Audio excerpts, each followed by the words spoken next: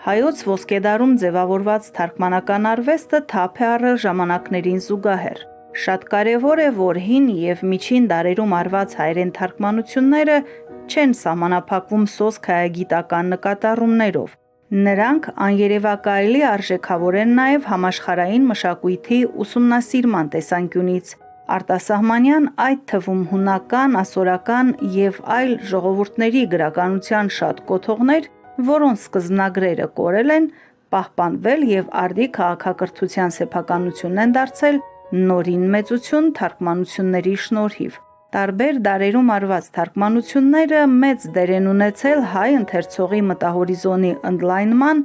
և հայոց լեզվի հարստացման գործում։ Դրանք հիմք են հանդիսացել նաև սեփական արժեքների ստեղծման և կատարելագործման համար։ Հնագույն և միջնադարյան թարգմանությունների ու փոխադրությունների արվեստն իր շարունակական զարգացումն է ապրել հետագա դարերում, բարձրացնելով թարգմանական արվեստի նշաձողը։ 19-ից 20-րդ դարերի համաշխարհային գրականության գործերը հայերեն թարգմանողներից առաջնակարգ դիրք է զբաղեցրել Հովհաննես Թումանյանը։ Թումանյանի թարգմանական արվեստի բազմաթիվ արժանիքներից մեկն էլ այն է, որ նա բավական հարազատորեն է վերստեղծել բնագրի հնչերանգային պատկերը։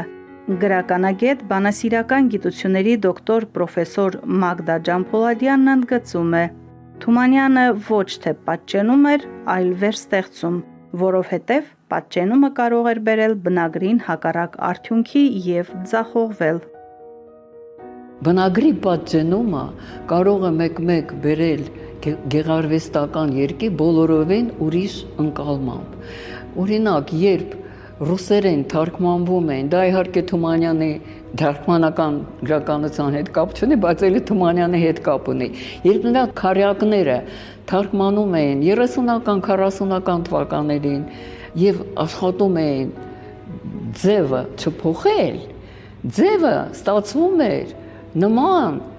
ռուսերեն չաստուշկաների։ Իսկ Թումանյանը երբեք չէր պատճենում հնչերանգային կառույցը, նա մոտեցնում էր շատ, արդեն դա իր հանճարի արտահայտություն էր բնագրին։ Թումանյանի թարգմանական արվեստում իրենց մնայուն և ընդգծված տեղն ունեն ռուսական բլինանները։ Թարգմանիչ Թումանյանը փայլուն վերստեղծել է դրանց ռիթմային հնչերանգային ձևը։ Մի բլինան կոչվում էր Սվետագոր։ Բերեմ այդ Սվետագորի սկիզբը և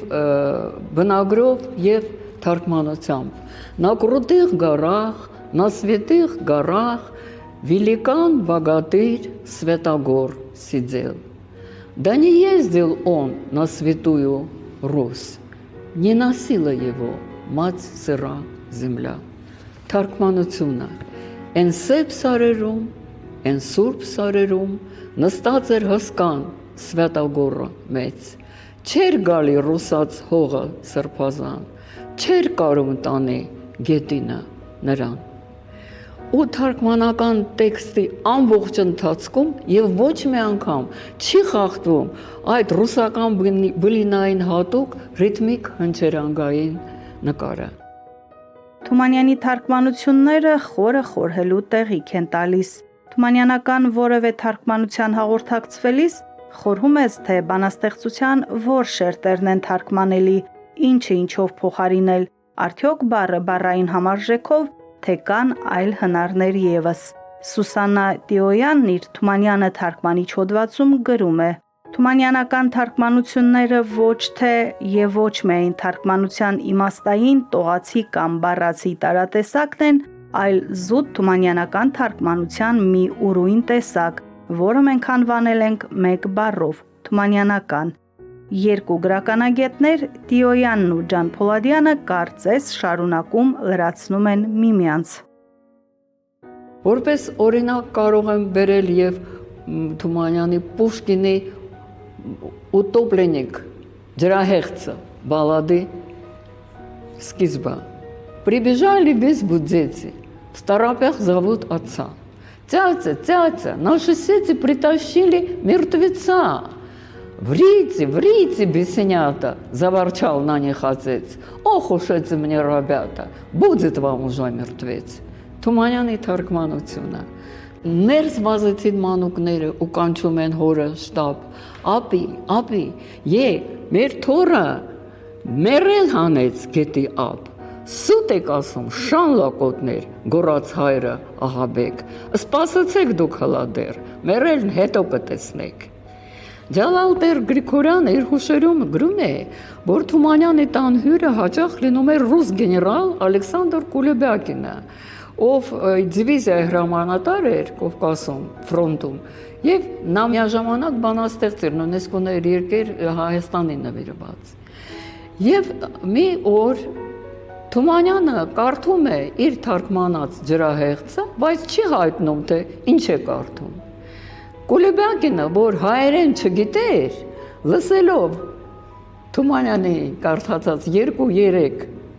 տունը ասում է. «Это утопленник Пушкина»։ Թումանյանը վարպետորեն էր վերստեղծում բնագրի ռիթմիկ հնչերանգային ձևն անգամ այն դեպքերում, երբ իր թարգմանությունը բնագրից չէր լինում, այլ միջնորդ լեզվից։ Օրինակ Լոնգֆելոյի հայավատի երգը նա թարգմանել է Իվան Բունինի անգլերենից կատարած թարգմանությունից, բայց երբ մենք համեմատում ենք Թումանյանի տեքստը ոչ միայն Բունինի թարգմանության, այլ բնագրի հետ,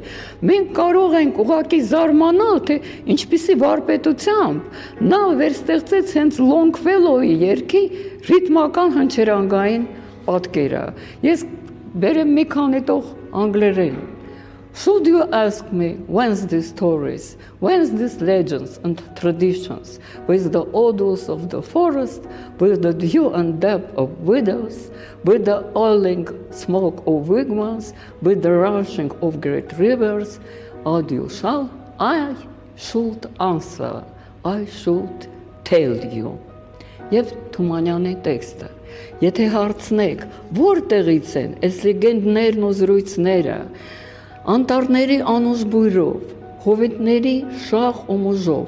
դիգվամների բոլոր ծուխով, մեծ գետերի սահանքներով, ես ձեզ կասեմ, ձեզ կպատմեմ։ Ամենատարբեր ազգերի ընթերցողներին մատչելի դառնալու եւ նաեւ համաշխարհային հնչեղություն ստանալու նպատակով գրական ստեղծագործությունը պետք է ունենա միջնորդ, որը թարգմանիչն է։ Իսկ ինչպես եւ ընդունված է ասել, որակյալ եւ վարպետորեն արված թարգմանություններն են, որոնք կարող են փոխարինել բնագրին։ Այդ թարգմանություններն են, որոնք եղել են հայ բանահյուսության հարստության հիմնական աղբյուրներից մեկը։ Մագդա Ջանփոլադյանի անդրադարձը հասկեր ամսագրում տպագրված մի քառատողի դրա լավագույն ապացույցներից մեկն է։ Միսակ Էֆրիկա աշխատում էր տպարանում, որտեղ շարվում էր այդ ամսագիրը։ Եվ նա հիշում է, որ Ստեփան Լիսիցյանը առավոտյան բերել էր նրան մի կլիշե եւ ասել է. Թումանյանը կգա, կլիշեի տակ կգրի։ Թումանյանը եկավ, գրեց մի քառատող եւ գնաց։ Ստորագրություն չկար, այսպես էլ տպվեց, առանց ստորագրության։ Իսկ ինչու ստորագրություն չկար, որովհետև դա թարգմանություն էր։ Եվ Թումանյանի երկերի ժողովածուի երկրորդ հատորում, որտեղ տպագրված է այդ քառատողը, աղբյուրը չի նշված, ուղղակի գրած է, թարգմանություն է։ Հիմա կարդամ. 3 խելոք Միհին տաշտով, ավելն առան, մտան մեծ ծով, թե տաշտակը շատ դիմանար, իմ հեքիաթն էլ կլիներ երկար։ Ինչու նշված չէր ծանոթագրություններում հեղինակը, որովհետև հետո ես հասկացա, որ դա բանահյուսական նյութ էր։ Տարիներ անց ես կարդացի Մարշակի թարգմանություններում ռուսերեն թարգմանությունը «Три мудреца в одном тазу пустились по морю в грозу. Будь попрочнее старый таз, длиннее был бы мой рассказ». Բայց ինչպես տեսնում ենք, թարգմանություն պահպանվել է եւ դաստիարակչական մասը եւ հումորը։ Ամեն ինչը այս 4 տողերում Թումանյանը պաշտպանեց։ Այնպես որ ես կասեի, որ Թումանյանի թարգմանությունները ապակու տակ դրած վարդեր չեն։ Դրանք այն վարդերն են, որոնց բուրմունքը մենք զգացել ենք, զգում ենք եւ պիտի զգանք։ Եվ այդ թարգմանությունների մեջ էլի դրսևորվել է նրա անզուգական հանճարը։ Թումանյանը ուզեց եւ Պուշկինը, Լերմոնտովը, Շեքսպիրը, Գյոթեն, Ռասպեն, Հայնեն, Բայրոնը, Շիլլերը, Գրիմ եղբայրները եւ այլք հայերեն խոսեցին ու հանրահռչակվեցին իր միջոցով։ Արդյոք օտարազգի թարգմանիչներ իրենց թարգմանությունների միջոցով խոսեցրին ու հանրահռչակեցին Թումանյանին իրենց լեզուններով։ Հայերենից թարգմանում էին իհարկե Թումանյանին, բայց ոչ միշտ դրանք հաջող թարգմանություններ են, ես ձեզ ասեմ, որովհետև ես ասացի արդեն մի թերության մասին, որ ուզում էին պատճենել ռիթմը, եւ դա արդեն փիլիսոփայական չէին, արդեն չաստուշկաներին, չաստուշկաները ռուսները պարում են, չէ՞։ Հետո ես նկատի ունեմ, գիտեք, թարգմանությունները 20-րդ դարի, ասենք, Թումանյանի մահվանից հետո ավելի շատ 30-ական, 40-ական, 50-ական թվականներին, օրինակ Անուշը վատ էր շատ թարգմանված պոեմը։ Այն ժամանակ մեկ-մեկ թարգմանություններում թողնում էին հայերեն բառերը առանց թարգմանելու։ Օրինակ, Яр милую забыл Անուշից։ Դա օրինակ այնտեղ շատ է հանդիպում Яр բառը, իսկ Яр բառը ռուսերեն ինչ է նշանակում։ Խոր, փոս, обрыв։ Թողնում էին անթարգմանելի, իսկ հետո ծանոթագրություններում նշում էին, թե ինչ է նշանակում այս կամ այն բառը, բայց դա արդեն պոեզիայի, մանավանդ պոեզիայի թարգմանության համար շատ մեծ թերություն է։ Կամ արդեն ասեցի, պատճենում են ռիթմը։ Օրինակ Թումանյանի քարակներին կյանք տվեց միայն Նաում Գրեբնևը, ով 60-ական թվականներին թարգմանեց եւ նա փոխեց ռիթմը, որովհետև փիլիսոփայական երանգ տվեց Թումանյանի քարակներին, Գրեբնևը վերադարձրեց կյանք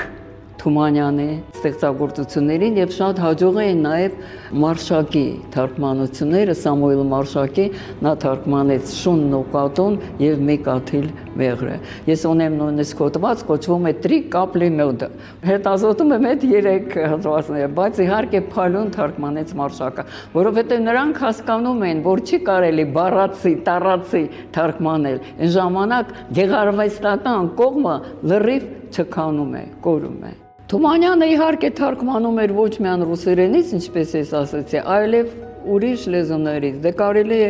Գյոթե, Գեյնը եւ այլն, տարբեր հեղինակներ, Շելլի եւ այլն, բայց նա չէր բավարարվում միայն ռուսերեն թարգմանությունով։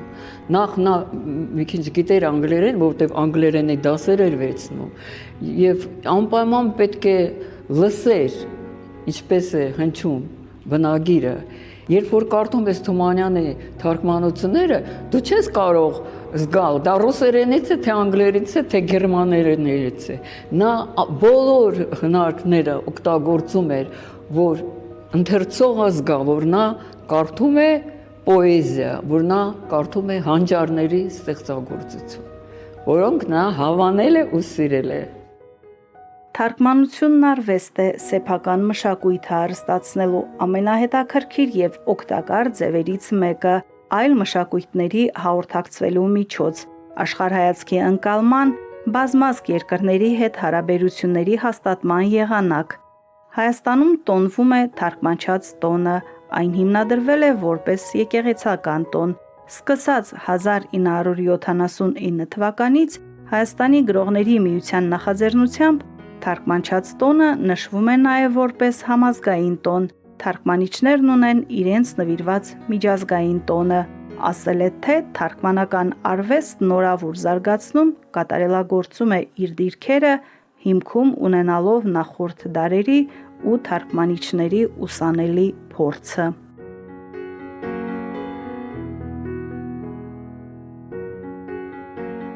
Չէ՞ որ բանաստեղծության թարգմանությունը Այն էլ առանձին համ ու հոտ, շունչ ու ոճ ունեցող բանաստեղծության թարգմանությունը շատ է դժվար ու հազվագյուտ բան։ Բանաստեղծության նույնիսկ լավ թարգմանության համար ասված է, թե նա մի վարդ է, որ ապակու տակ է դրված, այսինքն, թե ձևը կտեսնես, բայց բուրմունքը չես զգալ։ Ինչքան շնորհ է հարկավոր, որ ոչ միայն հարազատ ձևը ցույց տա, այլև ինքնուրույն բուրմունքը հաղորդի, եւ շնորհքի հետ ինչքան սեր։